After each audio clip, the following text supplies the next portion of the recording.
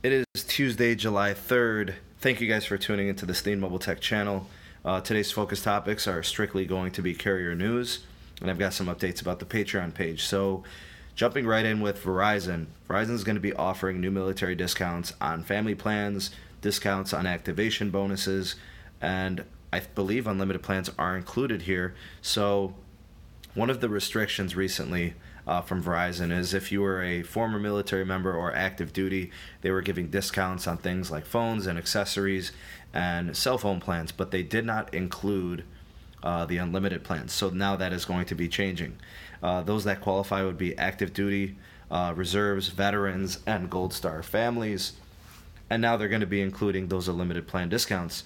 So one of the discounts that I was able to locate was $30 a month for the Go Unlimited plan, which is normally $40. When you bundle it as a family plan. Discounts are also going to be available on some of the more premium unlimited plans. So that means the Beyond Unlimited, the Above Unlimited, all would qualify for these discounts. Now, I believe that the discounts kind of go as follows. $15 off of one line. You're also going to get $35 off on 2 lines, and then $40 off on 3 or more lines. And I think the maximum is up to 6 lines of service. So those are pretty good discounts. Definitely something to consider. Also, there's a $200 MasterCard gift card on new smartphone service line activations. So if you're thinking about joining Verizon and you're an active or reserve or a Gold Star family or veterans, whatever the case may be, if you qualify, maybe you're thinking about joining Verizon, these discounts are very attractive. Or maybe you are already with Verizon and you're looking to add these discounts. They are available to you.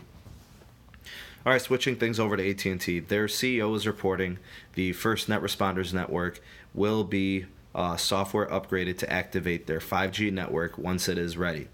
So the first Responders network is basically a network that is being built and assembled and maintained by AT&T for the use of emergency usage for first responders to be able to utilize connectivity during times of need. So here in the U.S., AT&T was able to win the bid for creating and building this network and operating it.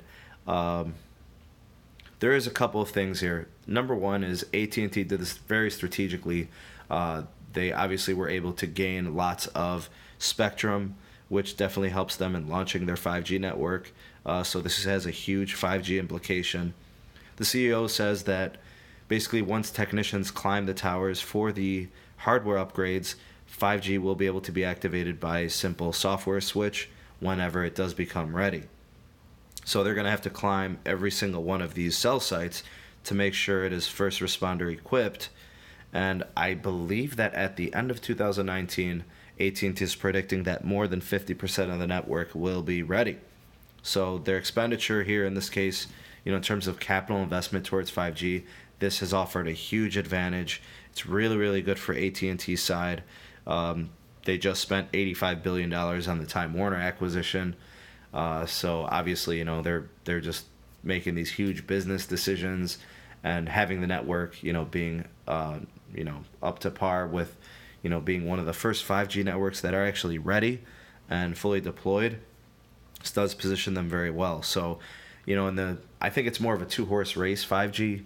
You've got AT&T and you have Verizon kind of leading the way, both sitting pretty.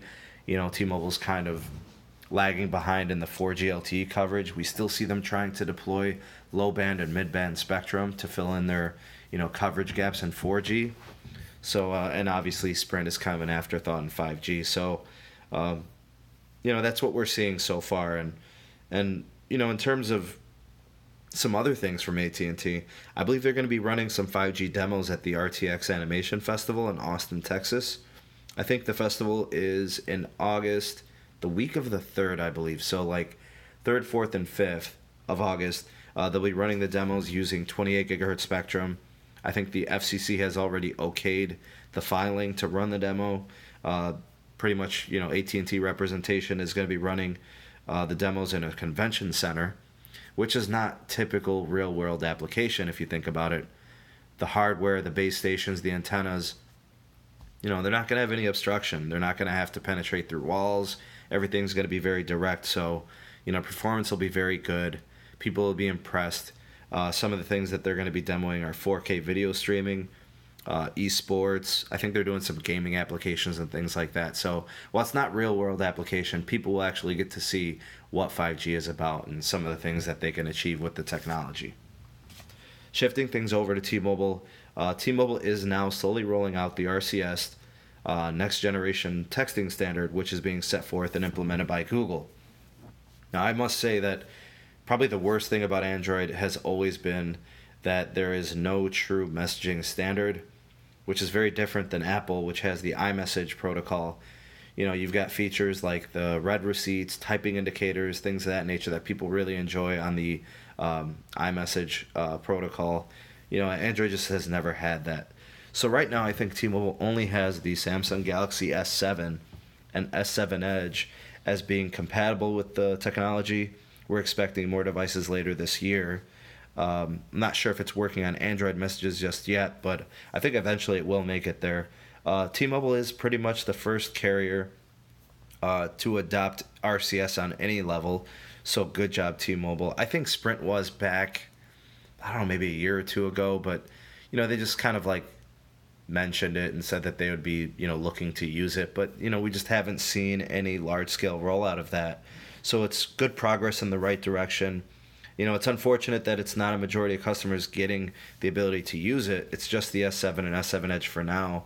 Hopefully more carriers can get on board, more OEMs can get on board to use the profile. I mean, Android messages is an absolute mess. You know, you don't know what texting app to use and things of that nature. So very, very annoying.